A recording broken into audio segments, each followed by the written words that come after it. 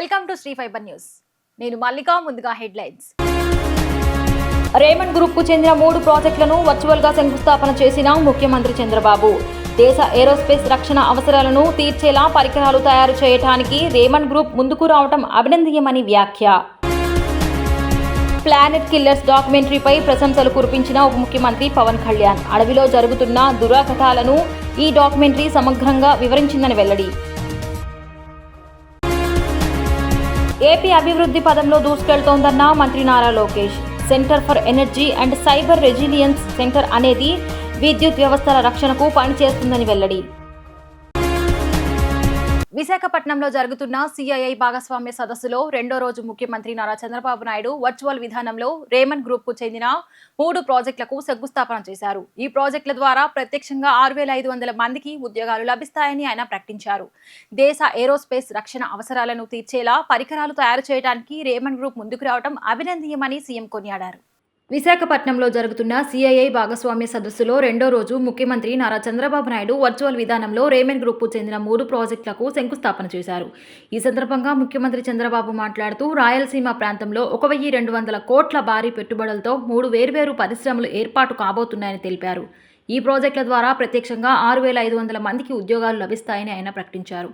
శంకుస్థాపన అనంతరం ముఖ్యమంత్రి మాట్లాడుతూ అధికారంలోకి వచ్చిన కేవలం 18 నెలల్లోనే 20 లక్షల కోట్ల పెట్టుబడులను సాధించామని, వచ్చే 3-4 ఏళ్లలోనే 20 లక్షల ఉద్యోగాలు కల్పిస్తామన్న లక్ష్యాన్ని చేరుకుంటామని విశ్వాసం వ్యక్తం చేశారు. రాయలసీమలో స్పేస్ సిటీ, డ్రోన్ సిటీలకు ఇప్పటికే శంకుస్థాపన జరిగిందని గుర్తు చేశారు. కియా మోటార్స్తో పాటు ఏరోస్పేస్, డిఫెన్స్ కారిడార్లు కూడా అభివృద్ధి చెందుతాయని తెలిపారు. విమానాల వినియోగం పెరుగుతున్న దృష్ట్యా వాటి ఉత్పత్తి మరింత పెరగాల్సిన అవసరం ఉందని ఆయన అన్నారు. దేశ ఏరోస్పేస్ రక్షణ అవసరాలను తీర్చేలా పరికరాలు తయారు చేయడానికి రేమండ్ గ్రూప్ ముందుకు రావడం అభినందనీయమని సీఎం కొనియాడారు. 2027 నాటికి ఈ 3 ప్రాజెక్టులు ప్రారంభిస్తామని రేమండ్ గ్రూప్ హామీ ఇచ్చిందని ఆయన వెల్లడించారు. We are having 3 important MOUs now, inauguration, foundation laying now today. Raymond's group, they are starting 3 projects. Investment about 1201 crores. The first project including an apparel manufacturing park in Raptadu for an investment of 497.67 crores. The employment that will be created is 1,575 jobs. A high job manufacturing sector will only create an employment for more such textile industries to invest here. Always Raymond is known for that. The second product is an auto component manufacturing plant in Gudipalli in Anantapur district for an investment of 441 crores, creating 4,096 jobs. Already Kia Motor plant is located in that vicinity. It is next to that. Third project is an aerospace component manufacturing plant worth about 262 crores, capable of creating 900 jobs in Tekolodu in Anantapur district. This will all put together 1,202 crores, 6,500 jobs. We have promised that we will provide 20 lakh jobs. I am confident, I am very happy by today evening we will cross 20 lakh investment for the last 18 months. We are going to create 20 lakhs plus jobs within 3 years, 4 years time. Raymond is known for their brand, precision and also perfection. Even execution, they promised me by 27 they are going to complete all 3 projects. I am very happy. Your time is only 2 years. Now zero date started. I am confident with your reputation you are going to complete it. Now with all these things, if you can see here, Rayalaseema is positioned with high-tech industries. Space city is coming, drone city is coming, now Kia Motors already existing, electronic city is going to come, aerospace and also defense corridors are going to come. With all these things, we are going to take next level of development. Even in Rayalaseema, green energy, wind especially solar, wind, and also pumped storage. Now we are going further storage, that is battery. Battery rates are falling. It is a big advantage for us. Because of all our advantages now, Visakhapatnam is going to become data hub for the world. Not for India, for the world, it will be data hub. That is the advantage we are getting. I really appreciate our friends. With their investment, it is one more milestone for aerospace. Janasena అధినేత ఆంధ్రప్రదేశ్ ఉప ముఖ్యమంత్రి Pawan Kalyan planet killers డాక్యుమెంటరీపై ప్రశంసలు కురిపించారు. అడవిలో జరుగుతున్న దురాగతాలను ఈ documentary సమగ్రంగా వివరించిందని పేర్కొన్నారు. శేషాచలం అడవిని ఎలా నాశనం చేశారో అసాధారణంగా వివరించిందని, ఎర్రచందనం చెట్లను నరికి అక్రమంగా రవాణా చేయడాన్ని ఎత్తి చూపిందని పేర్కొన్నారు. ఎర్రచందనం మాఫియా వెనుక ఉన్న అంతర్జాతీయ కింగ్ పిన్లను, జరిగిన క్రూరమైన హింసను, ఈ ప్రక్రియలో మనం కోల్పోయిన అటవీ అమరవీరులను ఈ డాక్యుమెంటరీ బహిర్గతం చేసింది. రాజకీయ ముసుగులు వేసుకొని ఎర్రచందనం నెట్వర్క్లో దాక్కున్న నేరస్తులు సమాజానికి అత్యంత ప్రమాదకరమైన వారు. స్మగ్లర్లతో సన్నిహిత సంబంధాలు కొనసాగించిన కొందరు రాజకీయ నాయకులు ఎర్రచందనంకు అక్రమ రవాణాను తమ రాజకీయ కెరియర్కు ఇంధనంగా మారుస్తున్నారని పవన్ కళ్యాణ్ విమర్శించారు. ఈ వాస్తవాలను ధైర్యంగా వెలుగులోకి తెచ్చి శేషాచలం అడవులలో జరిగిన క్రూరమైన విధ్వంసాన్ని చూపించడానికి డాక్యుమెంటరీ రూపకర్తలను పవన్ కళ్యాణ్ కృతజ్ఞతలు తెలియజేశారు. డేటా సెంటర్ ఇప్పుడు సాకారమైందని మంత్రి నారా లోకేష్ చెప్పుకొచ్చారు. ఇలాంటి డేటా సెంటర్లు వినియోగించి విద్యుత్ తయారు చేయడం ఓ సవాలని ఉద్ఘాటించారు. అలాగే తక్కువ వ్యయంతో నాణ్యమైన విద్యుత్ తయారు చేయడం కూడా ముఖ్యమైన అంశమని తెలిపారు. అధిక ధరలకు విద్యుత్ ఉత్పత్తి చేసి డేటా సెంటర్లకు సరఫరా చేస్తే వ్యయం ఎక్కువ అవుతోందని పేర్కొన్నారు. 6 గిగావాట్ల సామర్థ్యంతో డేటా సెంటర్ విశాఖకు తీసుకురావాలని ఆలోచన చేశామని వివరించారు. Centre for energy, cyber resilience కేంద్రం ఏర్పాటుకు సీఎం చంద్రబాబు సమక్షంలో వరల్డ్ ఎకనామిక్ ఫోరం, ఏపీ ప్రభుత్వం MOU కుదుర్చుకున్నాయి. ఈ సందర్భంగా మంత్రి నారా లోకేష్ మాట్లాడుతూ అధిక ధరలకు విద్యుత్ ఉత్పత్తి చేసి డేటా సెంటర్లకు సరఫరా చేస్తే వ్యయం ఎక్కువ అవుతోందని పేర్కొన్నారు. ఆ వ్యయం పెరగకుండా ఆధునిక టెక్నాలజీపై సీఎం చంద్రబాబు ఆలోచన చేశారని, ఈ కార్యక్రమంలోనే వాటిని నిజం చేస్తున్నారని వివరించారు. Centre for energy and cyber resilience centre అనేది విద్యుత్ వ్యవస్థల రక్షణకు పనిచేస్తుందని నొక్కి చెప్పారు. When this government came into power, exactly I think 17 months back, he asked us to come up with a mission to create a 6 gigawatt of data center capacity here in Visakhapatnam. This is something that India has never seen, or this region has never seen. But exactly 17 months later, now we are figuring out how do we do the allocation, because there's so much more energy than the 6 gigawatts that we have entailed in our policy. This puts a lot of challenge on the energy requirements of the state. This puts a lot of challenge on this type of energy. Is it clean, renewable, or is it from fossil fuel? How do you manage this entire mix? And then in the whole process, how do you ensure that your energy is not only reliable but also cost effective? Whilst the world is saying, I don't want data center because cost will go up, water challenges are going to be there. But here in Andhra Pradesh, we are saying that we will create a reliable source of energy, water, and deliver 6 gigawatts of data center capacity, and create a 25x multiplier, and create jobs. This is what it means to be a dreamer, and we have a dreamer in front of us, and he has a team who's focused on delivery and execution. When I was back at the World Economic Forum in Davos, we discussed threadbare about the center and its importance and relevance in changing times. We are really excited to lead from the front. This center will enable us in our mission of our dreamer, Mr. Naidu, to deliver his dreams, make it a reality. And this is not merely an MOU. So whenever we sign a document in front of our Honorable CM, for us it's a diktat to go get it done. And I look forward to interacting with the center on a monthly basis, getting reports, also reviewing it and ensuring that the global thought process that exists in energy and cyber resilience actually percolates to the grassroots level of Andhra Pradesh and ensures that the digital divide that still continues is ensured that it is as close as possible, and that people at large, citizens of Andhra Pradesh and of course citizens of India benefit from this center.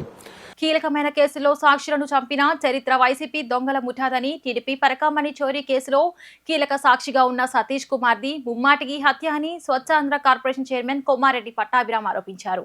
Parakamani చోరీ అంశంలో TDP మాజీ చైర్మన్లు YV Subbareddy, Karunakar Reddy కీలకంగా వ్యవహరించారని, SIT విచారణకి హాజరు అయితే వాస్తవాలు బయటపడతాయన్న ఉద్దేశంతోనే కరుణాకర్ రెడ్డి, సుబ్బారెడ్డి వెనుక ఉన్న దొంగల ముఠ ఈ హత్య చేశారని పేర్కొన్నారు. వైఎస్ వివేక హత్యని గుండెపోటు అని చెప్పినట్టే సతీష్ కుమార్ ఆత్మహత్య కరుణకుమార్ రెడ్డి నంగనాచి డ్రామాలు మొదలు పెట్టాడని చెప్పారు. సతీష్ కుమార్ ముఖంపై రాళ్లతో కొట్టినట్లు ఆనవాళ్లు ఉన్నాయని సమాచారం అందుతోందని చెప్పారు. పోస్ట్ మార్టం అనంతరం ఈ హత్యకు సంబంధించి మరిన్ని వాస్తవాలు బయటపడతాయని పేర్కొన్నారు.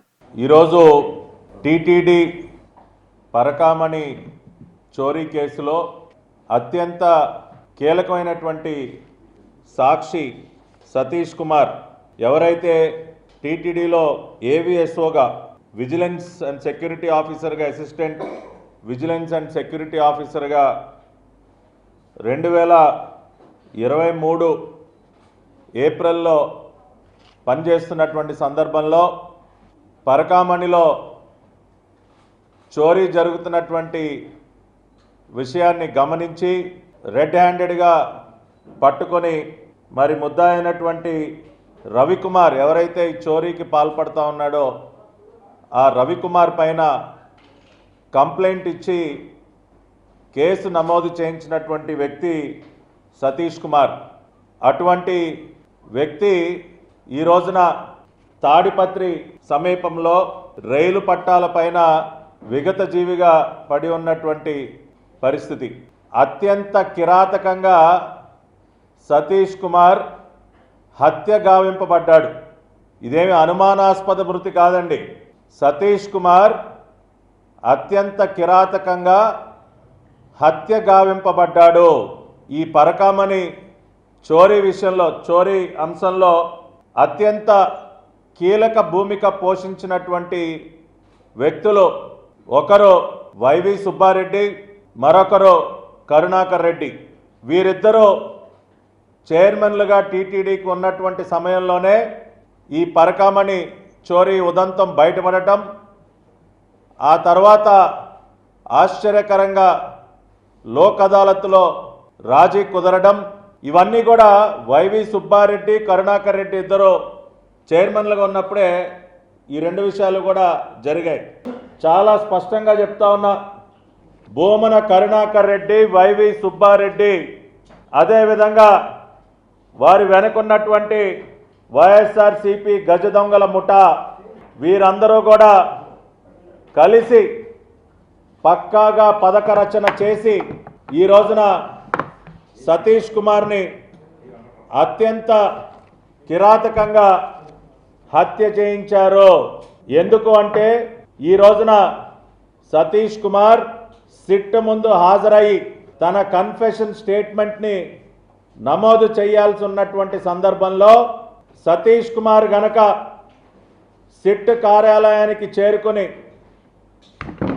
తన స్టేట్మెంట్ని గనక రికార్డు చేస్తే, తన కన్ఫెషన్ స్టేట్మెంట్ పైన గనక సంతకం చేస్తే ఇక వీరి బండారం మొత్తం కూడా బయటపడినట్టే. కాబట్టి ఏదో ఒక రకంగా అతనిని అడ్డు తొలగిస్తే గాని ఈ పరకామణి చోరీ కేసు విషయంలో తాము బయటపడేది లేదు అని చెప్పి భావించి కరుణాకర్ రెడ్డి, వైవి సుబ్బారెడ్డి ఇద్దరు కలిసి ఇవాళ సతీష్ కుమార్ని పొట్టన పెట్టుకున్నారు. ఆంధ్ర కబడ్డీ అసోసియేషన్లో గత 8 సంవత్సరాలుగా కొనసాగుతున్న వివాదాల పట్ల స్పోర్ట్స్ అథారిటీ అధికారులు పక్షపాతం వహిస్తున్నారని అసోసియేషన్ ప్రధాన కార్యదర్శి పోతినేని పద్మజాబాల ఆరోపించారు. దీనివల్ల నైపుణ్యం కలిగిన క్రీడాకారులకు తీవ్ర అన్యాయం జరుగుతోందని ఆయన ఆరోపించారు. విజయవాడ ఇందిరాగాంధీ స్టేడియంలో నిర్వహించిన విలేకరుల సమావేశంలో అసోసియేషన్ ప్రధాన కార్యదర్శి పోతినేని పద్మజాబాల మాట్లాడుతూ, గత 3 ఏళ్లుగా జూనియర్, సబ్ జూనియర్ క్రీడాకారుల పుట్టిన తేదీలను మార్చి వయసును తగ్గించి అనర్హులను ఆడిస్తున్నారని అన్నారు. ఈ విషయంపై ఫిర్యాదు చేసిన స్పోర్ట్స్ అథారిటీ మాచవరం పోలీసులు స్పందించలేదని ఆమె ఆరోపించారు. అంతేకాక గత జూలై, ఆగస్టులో జరిగిన యువ కబడ్డీ సిరీస్లో గ్యాంగ్ రేపు కేసు నిందితుడైన క్రీడాకారుణ్ణి ఆడించడాన్ని ఆమె తీవ్రంగా ఖండించారు. క్రీడాకారుల భవిష్యత్తును నాశనం చేసే దిశగా డ్రగ్స్ వాడకాన్ని ప్రోత్సహించడాన్ని ఆమె నిరసించారు. ఈ ఉత్ప్రేరకాలు సరఫరా చేస్తుండగా పట్టుబడిన వ్యక్తిని టాస్క్ ఫోర్స్ అధికారులు అప్పగించినా మాచవరం పోలీసులు అతడిపై చర్యలు తీసుకోకుండా నిర్లక్ష్యం వహించారని ఆరోపించారు. ఈ మొత్తం వ్యవహారంలో డ్రగ్స్, డేట్ ఆఫ్ బర్త్ మార్పులను ప్రోత్సహిస్తున్న కార్యదర్శిపై చర్యలు తీసుకోకుండా కాలయాపన చేస్తున్న స్పోర్ట్స్ అథారిటీ అధికారుల తీరుపై ఆమె ఆగ్రహం వ్యక్తం చేశారు. ఈ సమస్యలను పరిష్కారం చూపని ఎడల భవిష్యత్తులో క్రీడాకారులతో కలిసి నిరసన దీక్ష చేపడతానని ఆమె హెచ్చరించారు. ఆంధ్ర కబడ్డీ అసోసియేషన్లో గత 8 సంవత్సరాల నుంచి జరుగుతున్న స్పోర్ట్స్ కోడ్కు సంబంధించిన వివాదాలు, వాటిని పరిష్కరించడంలో స్పోర్ట్స్ అథారిటీ వాళ్ళు వారి పక్షపాత వైఖరి గురించి మరియు గత 3 సంవత్సరాల నుంచి ఒక కోర్టు ద్వారా కార్యదర్శి అయిన ఒక ఆంధ్ర కబడ్డీ అసోసియేషన్ కార్యదర్శిని అని చెప్పుకుంటున్న అతను చేస్తున్న అవకతవకల గురించి, మరీ ముఖ్యంగా ఏజ్ ఫ్రాడ్ మీద, డ్రగ్స్ వినియోగం, క్రీడల్లో మితిమీరిన స్టెరాయిడ్స్, నిషేధించిన స్టెరాయిడ్స్ వాడకాన్ని ప్రోత్సహించడం గురించి మరియు యువ సిరీస్లో జరిగిన బెట్టింగుల గురించి కూడా వివరించడం కోసము గ్రామీణ క్రీడాకారులకి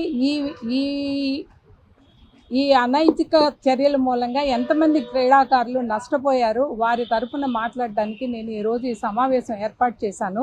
గత 3 సంవత్సరాల నుంచి కబడ్డీలో జూనియర్స్, సబ్ జూనియర్ స్థాయి క్రీడల్లో క్రీడాకారులు డేట్ ఆఫ్ బర్త్లను మార్చుకుని ఆడే తీరు గురించి నేను ఎన్నో ఫిర్యాదులు చేశాను.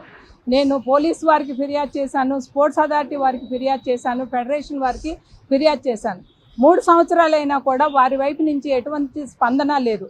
స్పందన లేకపోవడానికి కారణము వారి చుట్టూ ఎన్నో ప్రదక్షిణలు చేశాను. వారు సరైన సమాధానం చెప్పరు, ఎప్పుడు మేము బిజీగా ఉన్నామని చెప్తారు.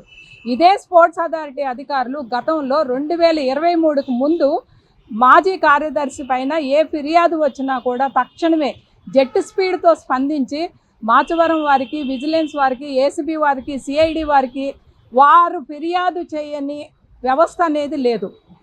కానీ మేము ఎన్ని ఫిర్యాదులు సాక్ష్యాలతో సహా, డేట్ ఆఫ్ బర్త్లు మేము సాక్ష్యాలతో సహా ఒరిజినల్ డేట్ ఆఫ్ బర్త్లు మేము ఆర్టీఐలో తీసుకుని ఒరిజినల్ డేట్ ఆఫ్ బర్త్లు ఇచ్చినా కూడా వారు ఇంతవరకు 6 నెలలైనా కూడా వారి వైపు నుంచి స్పందన కరువైంది. హోమ్ మినిస్టర్ గారు చెప్తున్నారు యువతని డ్రగ్స్కి దూరంగా ఉంచమని చెప్తున్నారు.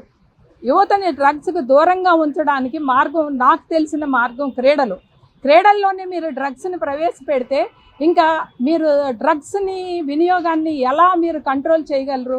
విచ్చలవిడిగా వాడుతున్నారు, వాళ్ళ ఆరోగ్యాల మీద తీవ్రమైన ప్రభావం చూపిస్తుంది.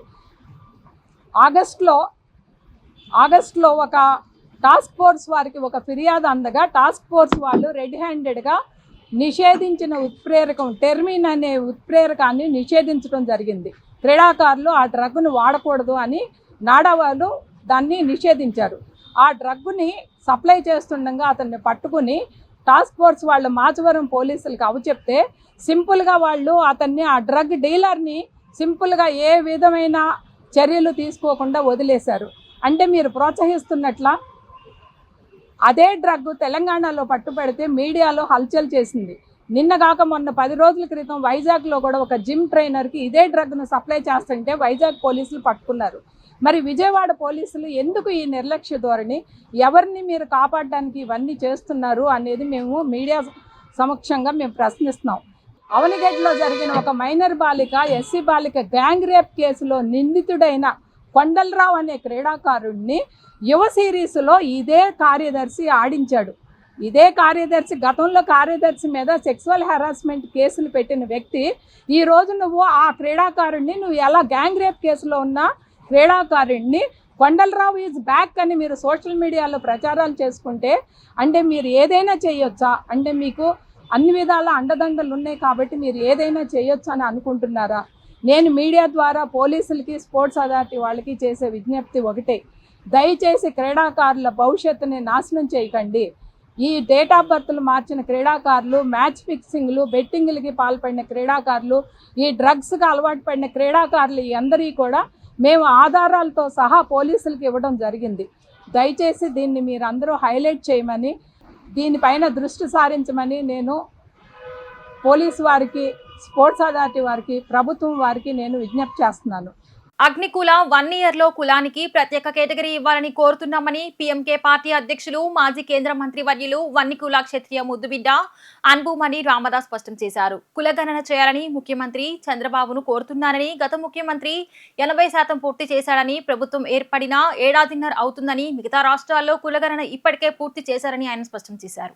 విజయవాడలో అగ్ని వన్నికుల క్షత్రియుల ఆత్మీయ సమావేశం ఏర్పాటు చేయడమైనది. ఈ సమావేశానికి ముఖ్య అతిథిగా పీఎంకే పార్టీ అధ్యక్షులు మాజీ కేంద్ర మంత్రి వర్యులు వన్నికుల క్షత్రియ ముద్దుబిడ్డ అన్బుమణి రామదాస్ హాజరయ్యారు. ఈ సందర్భంగా ఆయన మాట్లాడుతూ, నా స్నేహితుడు మోపిదేవి వెంకటరమణ కుమారుడు పెళ్లి కోసం వచ్చారని తెలిపారు. 2 తెలుగు రాష్ట్రాల్లో 9.5% 1 ఇయర్ అగ్నికుల క్షత్రియ కులస్తులు ఉన్నారని వెల్లడించారు. 1 ఇయర్ కులం నుండి ఇంకా ఎక్కువ ప్రాధాన్యత కల్పించాలని నా స్నేహితుడు లోకేష్ను కోరానని తెలిపారు. అగ్నికుల 1 ఇయర్లో కులానికి ప్రత్యేక కేటగిరీ ఇవ్వాలని కోరుతున్నామని స్పష్టం చేశారు. కులగణన చేయాలని ముఖ్యమంత్రి నారా చంద్రబాబు నాయుడును కోరుతున్నానని, గత ముఖ్యమంత్రి 80% పూర్తి చేశాడని, ప్రభుత్వం ఏర్పడి ఏడాదిన్నర అవుతుందని, మిగతా రాష్ట్రాల్లో కులగణన ఇప్పటికే పూర్తి చేశారని, కులాల వారీగా కులగణన జరగాలని కోరారు. దీనిపై సీఎం చంద్రబాబును కలుస్తానని వెల్లడించారు. తమిళనాడులో దీనిపైన ఎన్నో ఏళ్లుగా పోరాటం చేస్తున్నామని తెలిపారు. విద్య, ఉద్యోగ అవకాశం కోసం పోరాటం చేస్తున్నామని, కులగణన చేయడంలో తమిళనాడు ముఖ్యమంత్రి స్టాలిన్ ఫెయిల్ అయ్యాడని ఆరోపించారు. దేశంలోని 7 రాష్ట్రాలు కులగణన పూర్తి చేశాయని, రాబోయే రోజుల్లో టీఎంకే పార్టీని 2 తెలుగు రాష్ట్రాల్లో విస్తరిస్తామని తెలిపారు. ఎంతో మంది ప్రజలు పీఎంకే పార్టీ రావాలని కోరుకుంటున్నారని, సమాజానికి న్యాయం సిద్ధాంతంతో పీఎంకే పార్టీ నడుస్తుందని, టీవీకే పార్టీ ప్రస్తుతం హనీమూన్ పీరియడ్ ఎంజాయ్ చేస్తున్నారని ఆరోపించారు. ఆ పార్టీ సిద్ధాంతాలు ఇంకా స్పష్టంగా చెప్పలేదని, ఏం జరుగుతుందో వేచి చూద్దామని ఆయన స్పష్టం చేశారు.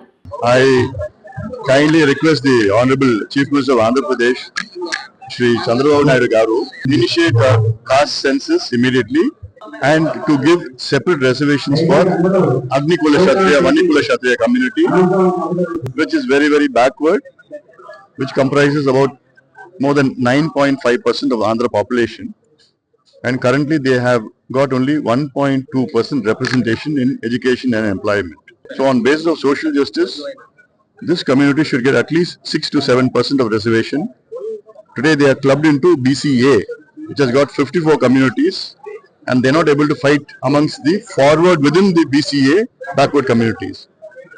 So I kindly request the Chief Minister of this, and also I kindly request the Honorable Chief Minister of Andhra Pradesh, Chandrababu Naidu Garu, to name the Kakinada district as Malladi Satyalinga Naikar Garu district. So this is something which a lot of people from that district, from this area, are requesting, because Malladi Satyalinga Naikar Garu, he gave all his wealth, all his land, all his fortune for the betterment of the people. He had built lots of education institutions, and he had made a lot of people from the downtrodden sections study and get employed.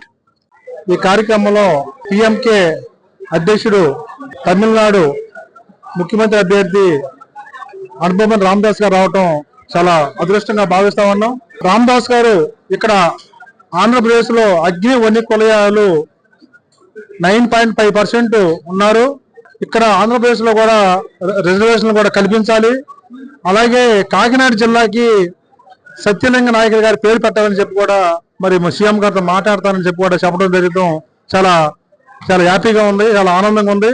ఖచ్చితంగా మరి కాకినాడ జిల్లాకి సత్యలింగ నాయకులు గారు పేరు పెట్టే విధంగా మేము ముఖ్యమంత్రి గారితో, అలాగే డిప్యూటీ ముఖ్యమంత్రి గారితో కూడా మాట్లాడి ఆ పేరు పెట్టే విధంగా కూడా మా అగ్నికుల క్షత్రియ కార్పొరేషన్ తరఫున మేము కృషి చేస్తామని చెప్పి కూడా సందర్భంగా తెలియజేసుకుంటూ, ఈ కార్యక్రమానికి వచ్చిన మీడియా మిత్రులందరూ కూడా ప్రత్యేకంగా ధన్యవాదాలు తెలుపుకుంటూ సెలవు తీసుకుంటున్నాం. 2014 నుంచి 2019 వరకు గన్నవరం ఎయిర్పోర్ట్స్ నుంచి దాదాపు 30 ఫ్లైట్లు రాకపోకలు ఉండేవని గన్నవరం ఎమ్మెల్యే యార్లగడ్డ వెంకట్రావు అన్నారు. గత ప్రభుత్వంలో ఫ్లైట్లు తగ్గిపోయిన పరిస్థితి ఏర్పడిందని ఆరోపించారు. ఇప్పుడు రోజుకు 48 ఫ్లైట్లు తిరుగుతున్నాయని ఆయన స్పష్టం చేశారు. ఇండిగో సింగపూర్ సర్వీస్ను ఎమ్మెల్యే యార్లగడ్డ వెంకట్రావు పునః ప్రారంభించారు. మొదటిసారిగా సింగపూర్ నుంచి గన్నవరం విమానాశ్రయానికి చేరుకున్న ప్రయాణికులకు స్వాగతం పలికి గన్నవరం నుండి సింగపూర్ వెళ్లే ప్రయాణికులకు బోర్డింగ్ పాసులు ఇచ్చి వారితో మాట్లాడారు. ఈ సందర్భంగా ప్రయాణికులు హర్షం వ్యక్తం చేస్తూ కూటమి ప్రభుత్వానికి చంద్రబాబు నాయుడు, లోకేష్, పవన్ కళ్యాణ్కు ధన్యవాదాలు తెలియజేశారు. ఈ సందర్భంగా ఎమ్మెల్యే యార్లగడ్డ మాట్లాడుతూ రోజుకు 4,000 మంది ప్రయాణికులు ప్రయాణం చేస్తున్నారని అన్నారు. కూటమి ప్రభుత్వం వచ్చిన తర్వాత 50% ఫ్లైట్లు పెరిగాయని తెలిపారు. గతంలో సింగపూర్ టు గన్నవరం ఫ్లైట్ ఉండేదని, గత వైసీపీ ప్రభుత్వంలో రద్దయిందని అన్నారు. ఇప్పుడు ఆ సర్వీస్ను పునః ప్రారంభించడం జరిగిందని తెలిపారు. గత వైసీపీ ప్రభుత్వం హయాంలో సింగపూర్ సర్వీస్ ఫ్లైట్లను క్యాన్సిల్ చేయడం జరిగిందని ఆరోపించారు. కేంద్ర మంత్రి రామ్మోహన్ నాయుడు చూపించిన ప్రత్యేక చొరవతో ఇంటర్నేషనల్ ఫ్లైట్ సర్వీసులు మళ్లీ ప్రారంభించగలుగుతున్నామని తెలిపారు. ఎయిర్ బస్ 320 సర్వీసును ప్రారంభించినందుకు ఇండిగో ఎయిర్లైన్స్ సంస్థ వారికి ధన్యవాదాలు తెలిపారు. కేంద్ర మంత్రి రామ్మోహన్ నాయుడుకి ప్రత్యేక ధన్యవాదాలు తెలియజేశారు. కృష్ణా, గుంటూరు, ప్రకాశం, పశ్చిమ గోదావరి మొదలైన జిల్లాలకు విజయవాడ ఎయిర్పోర్ట్ దగ్గరగా ఉందని, ఈ జలాలలోనే ఎన్ఆర్ఐలు ఎక్కువగా ఉన్నారని తెలిపారు. గతంలో సింగపూర్ నుంచి చెన్నై, వేరే ప్రదేశాల్లో నుంచి ఇక్కడికి రావడం జరిగేదని అన్నారు. మంగళవారం, గురువారం, శనివారం ఈ సర్వీస్ గన్నవరం నుండి నడుస్తుందని, సింగపూర్ నుంచి 151 మంది ప్రయాణికులు రావడం జరిగిందని ప్రకటించారు. గన్నవరం నుంచి 120 మంది ప్రయాణికులు సింగపూర్ బయలుదేరుతున్నారని, రాబోయే కాలంలో గన్నవరం నుంచి మరిన్ని ఇంటర్నేషనల్ సర్వీసులు ప్రారంభించే విధంగా చర్యలు తీసుకుంటామని ఆయన హామీ ఇచ్చారు. గన్నవరం ఎయిర్పోర్ట్ నుంచి విజయవాడ అంతర్జాతీయ విమానాశ్రయంగా కన్వర్ట్ చేసిన తర్వాత 14-19 మధ్యలో దాదాపు 30 ఫ్లైట్లు ఉన్న పరిస్థితి. తర్వాత ప్రభుత్వంలో అవి తగ్గిపోయిన పరిస్థితి. ఈ రోజున 48 ఫ్లైట్స్ తిరుగుతున్నాయి ఈ ఎయిర్పోర్ట్ నుంచి పర్ డే. అలాగే 4,000 మెంబర్స్ ట్రావెల్ చేస్తున్నారు everyday from this airport to other locations. అంటే 50% ఫ్లైట్స్ పెరిగినాయి ఈ గవర్నమెంట్ వచ్చిన తర్వాత. ఆల్మోస్ట్ 40 to 50% ఎయిర్ ట్రావెల్ కూడా పెరిగిందని తెలియజేయటం. అలాగే ఈ రోజున ఇంటర్నేషనల్ ఫ్లైట్ కూడా గతంలో ఉండేది, అదే రోజు సింగపూర్ టు ఇండియా ఫ్లైట్ ఉన్నా వైబిలిటీకి ఎప్పటి నుంచో ఉంది. వైబిలిటీ లేకపోతే స్టేట్ గవర్నమెంట్ ఆ డిఫరెన్స్ అమౌంట్ ని పే చేసే కండిషన్ బేస్డ్ గా ఆ రోజు ఫ్లైట్ వచ్చింది. కానీ గత ప్రభుత్వ హయాంలో ఆ ఫ్లైట్ కూడా క్యాన్సిల్ అయింది. మళ్ళీ కేంద్ర మంత్రిగా మన ఎంపీ రామ్మోహన్ నాయుడు గారు అయిన తర్వాత ఆయన చూపించిన ప్రత్యేక చొరవతో ఇండిగో ఎయిర్లైన్స్ సింగపూర్ కి వాళ్ళ ఎయిర్ బస్ 320ని ఈ రోజు నుంచి స్టార్ట్ చేసినందుకు ఇండిగో వాళ్ళని మనస్ఫూర్తిగా అభినందిస్తూ కేంద్ర మంత్రి రామ్మోహన్ నాయుడు గారికి ప్రత్యేక ధన్యవాదాలు తెలియజేస్తాం. అలాగే రాబోయే కాలంలో ఎమిరేట్స్ కానీ అలాగే ఖతార్ కానీ, మోస్ట్ లైక్లీ ఎమిరేట్స్ వస్తే ఆ దిశగా కేంద్ర మంత్రి గారు కూడా పనిచేస్తున్నారు. మేము కూడా రిప్రజెంటేషన్ ఇచ్చాం.